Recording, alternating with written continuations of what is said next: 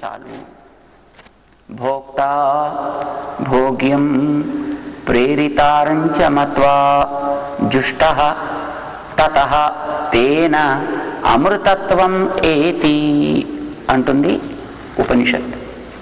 ఈ మూటి యొక్క స్వరూప స్వభావాల్ని చక్కగా తెలుసుకుని ఏది మనకి స్వీకరించతగినది, ఏది మనకి వదలతగినది, దాన్ని మనం గుర్తించి ప్రవర్తించగలిగితే, అలా ప్రవర్తిస్తే మాత్రమే వీడు ఆనందాన్ని పొందగలుగుతాడు. జుష్టః తతః తేన అమృతత్వమేతి. ఆ జ్ఞానం వల్లనే వీడు తిరిగి మళ్ళీ ఈ కర్మబంధంలో రానవసరం లేనటువంటి కర్మని తిరిగి వీడు అనుభవించనవసరం లేని ఒక దివ్యమైనటువంటి స్థితిని, ఏది లభిస్తే తిరిగి మళ్ళీ నశించదో అట్లాంటి ఒక ఉత్తమ స్థితిని ఈ జీవుడు పొందగలుగుతాడు సుమా.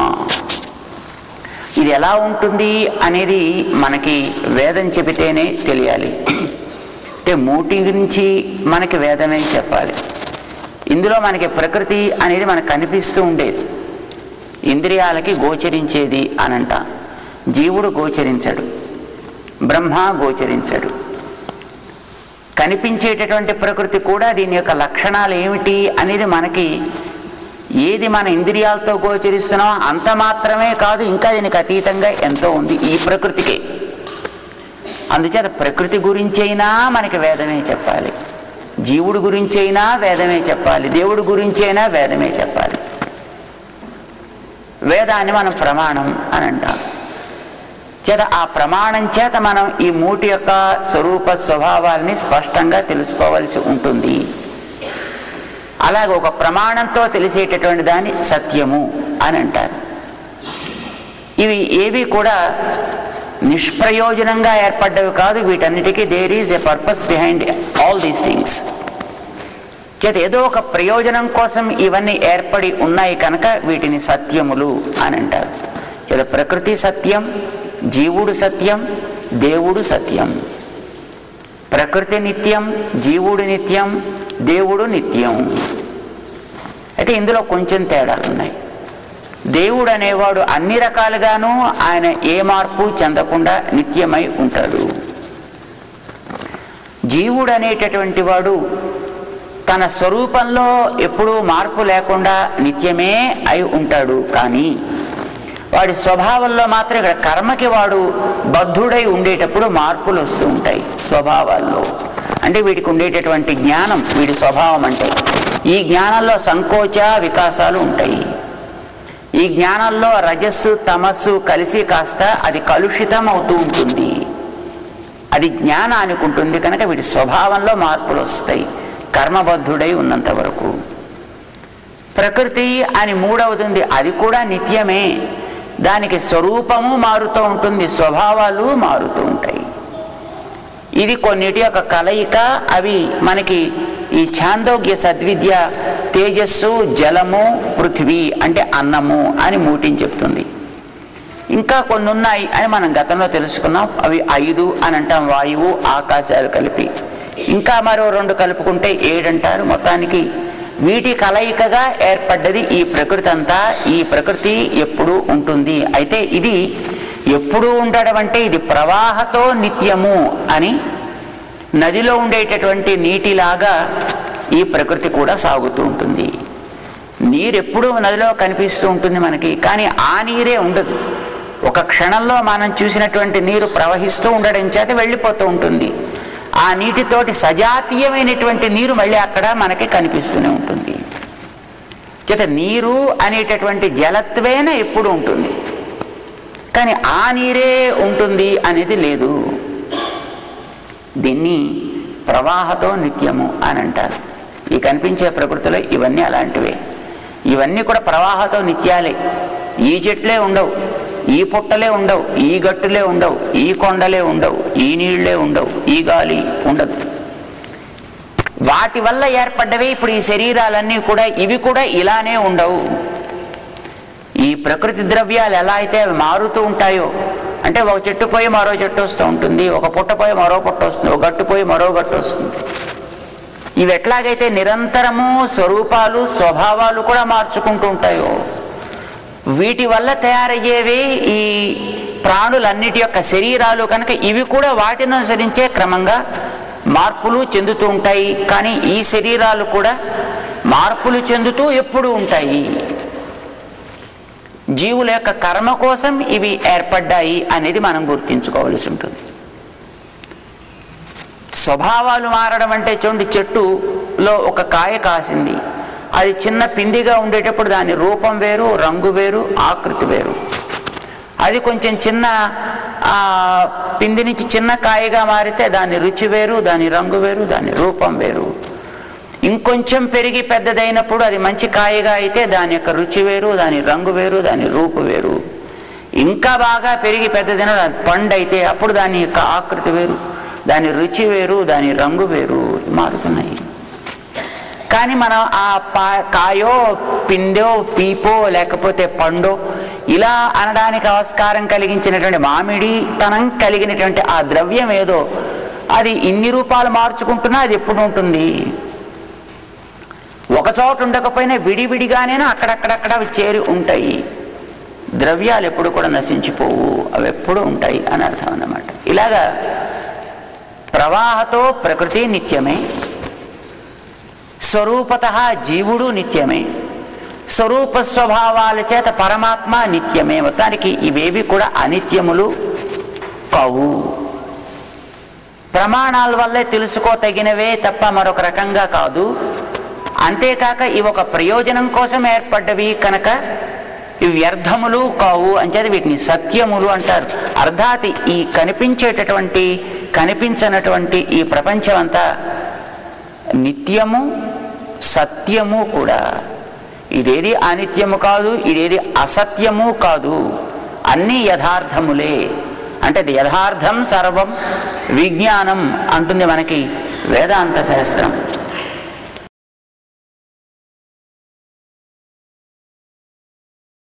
ఈ ప్రపంచం అంతా ఇలాగా ఏర్పడడం వల్ల కలిగే ప్రయోజనం ఏమిటి అనేది మనకు అక్కడ పెద్ద ప్రశ్న.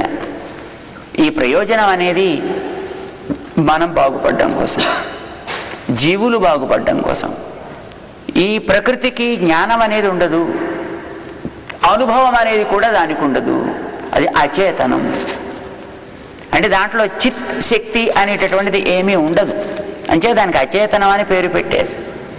కానీ జీవుడికి చిత్ అని పేరు. వీడికి జ్ఞానం సహజంగానే ఉంటుంది.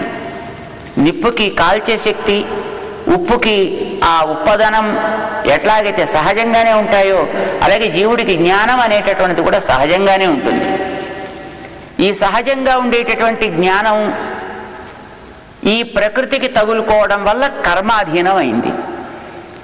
ఈ జీవుడు జ్ఞానం కలిగిన వాడు తనలానే కనుక వీడికి కాస్త సహాయం చేద్దాం అనిపిస్తుంది పరమాత్మకి.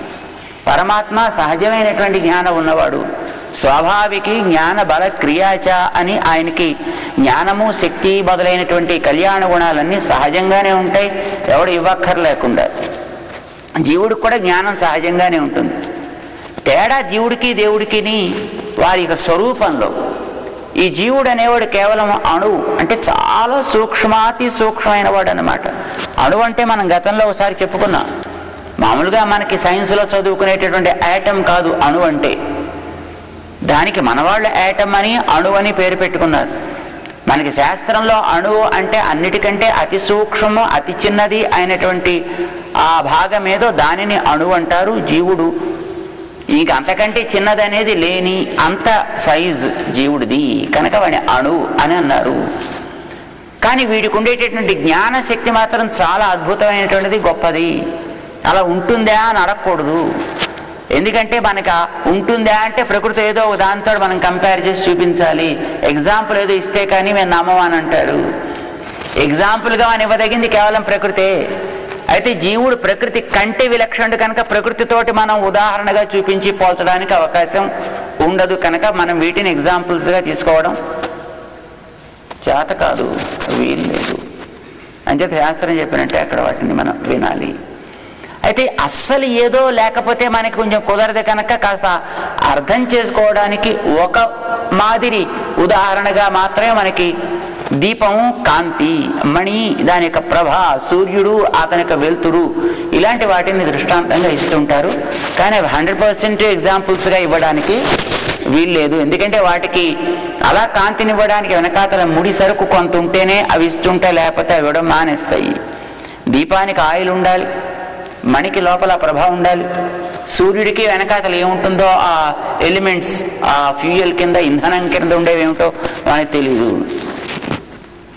కనుక జీవుడికి వెనకాతల అట్లా ఏమైనా ఇంధనం ఉంటుందా అంటే ఇంధనం ఏముండదు. జీవుడికి సహజంగానే జ్ఞానం అనేది ఉంటుంది, దాంతో వాడు ప్రకాశిస్తూ ఉంటాడు. జీవుడి యొక్క లక్షణం అది.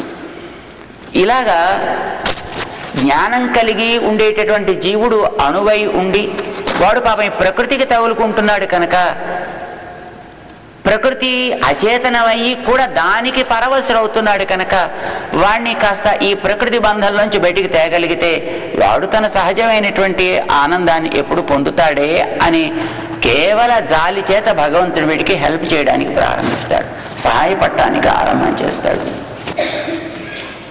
కేవలం జాలి చేత, దానివల్ల అతనికేం ప్రయోజనం ఉండదు, పరమాత్మకి ఏ ప్రయోజనం ఉండదు. అయితే వీడికి ఈ ప్రకృతి బంధం ఎందుకు ఏర్పడింది అంటే కర్మ సంపర్కం చేత. ప్రకృతి చాలా ప్రభావం కలిగినది, దీనికి మాయా అని పేరు పెట్టారు. మాయా అంటే ఏదో ఉన్నట్టు కనిపించి గట్టిగా చూస్తే లేకుండా పోయేది అని కాదు అర్థము. మరేమిటి మాయా అంటే? ఆశ్చర్యకరమైన పనులు చేసేది అని అర్థమండి. ఒక మెజీషియన్, ఒక ఐంద్రజాలికుడు మనం ఎదురుకుండా చూస్తూనే ఉంటాం. ఆ ఎదుట ఒక వ్యక్తిని పెట్టి వాడి తల తీసేసి వాడిని సెపరేట్ చేసేస్తుంటాడు, మళ్ళీ అదేదో తీసేస్తే మళ్ళీ వాడు మామూలుగా లేచి నడుస్తూ ఉంటాడు. అలా మనం కూడా ట్రై చేద్దామంటే మనం తీసుకెళ్ళి జైల్లో పెడతారు. మరి వాడు చేసేది మనం చేసేది ఒకటే అన్నట్టు అనిపిస్తుంది, కానీ వాడు ఏమిటో ఒక తమాషా చేస్తాడు. ఆ తమాషా ఏమిటనేది అల్పజ్ఞానం కలిగిన మనం తెలుసుకోలేం, కానీ వాడి కంటేనో గొప్ప జ్ఞానం కలిగినటువంటి వాడికి వాడు చేసేది ఏమిటో తెలిసిపోతూ ఉంటుంది. అవసరమైతే వాడు చేసేదాన్ని అరికట్టగలుగుతాడు కూడా. మనకి అర్థం కాదు, దీన్ని మాయ అని అంటాము. అంటే మన బుద్ధికి అందనిది, కానీ ఎవడికో తెలిసేది, అది ఉన్నది, దీని మాయ అని అంటాం. మనం పురాణంలో, విష్ణు పురాణంలో శ్రవణం చేశాం. శంబరాసురుడు అని వాడిని తయారు చేస్తే వాడేదో మాయా ప్రయోగం చేసి ప్రహ్లాదుణ్ణి రకరకాలుగా మార్చాలి అని ప్రయత్నం చేస్తే శంబరస్య ఆసుగామిన మాయా సహస్రం అని, ఒక మాయ కాదుటండి, వాడు మాయా సహస్రం ప్రయోగించాడు వాడు ప్రహ్లాదుడి మీద. అయితే ఇవి ఏదో లేనివి, గట్టిగా చూస్తే కనిపించకుండా పోయేవైతే ప్రహ్లాదుడిని బాధ పెట్టే ప్రయత్నం చేసి ఉండేవే కావు.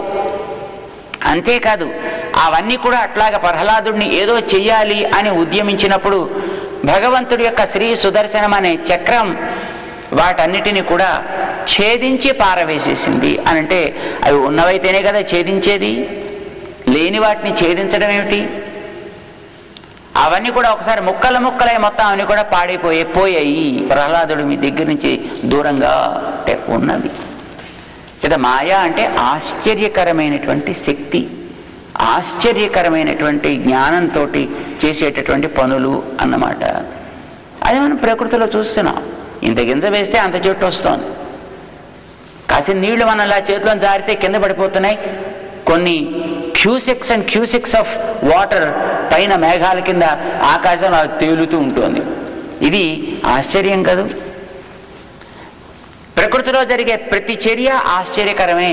అంటే మన బుద్ధికి అందనిదే కనుక ఇది మాయా అని పేరు. దీనికి మనం తగులుకుంటున్నాం, దానికి మనం ఆకర్షితులం అయ్యాం. దానివల్ల ఆకర్షితులం అయి ఊరుకుంటే పర్వాలేదు, కానీ ఇది నాది, నాకు, అసలు ఎంత నా వల్లే జరుగుతుందని మనందరి అభిప్రాయం. మేఘాలు ఏర్పడుతున్నాయంటే నా వల్ల, కనుక నేను లేకపోతే మేఘాలు ఏమైపోతాయో. సూర్యుడు ఉదయిస్తున్నాడంటే నా వల్ల, నేను లేకపోతే సూర్యుడు ఏమైపోతాడో. ఈ ప్రతివాడికి ఈ భావన ఉంటుంది.